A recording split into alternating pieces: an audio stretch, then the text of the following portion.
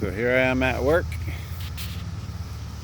and the cicadas are even getting crazier.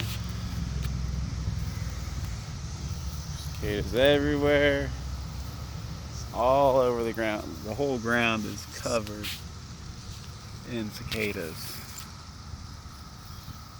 Everywhere you look in this area. Just walking around, crawling, all creepy, falling everywhere.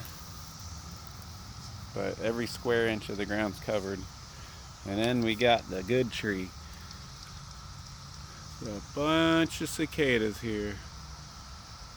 It's over at David Cemetery in Kettering, Ohio.